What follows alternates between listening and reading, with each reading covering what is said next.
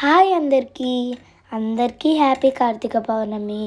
So ఇవాళ కార్తీక పౌర్ణమి కదా, మేమైతే ఫ్యామిలీ తోటి మినీ ట్రిప్కి వచ్చినాము శివాలయంకి. సో కార్తీక పౌర్ణమి రోజు గుడికి రావాలి కాబట్టి వచ్చినాము. ఇక్కడ అయితే మేము అన్ని దీపాలు పెట్టినాము. చూసారు కదా, ఇక్కడ అయితే మంచిగా దీపాలతో డెకరేషన్ చేసారు. ఫ్లవర్స్, దేవుని షేపు చూసారు కదా. ఈ లోటస్ అయితే చాలా బాగా వచ్చింది.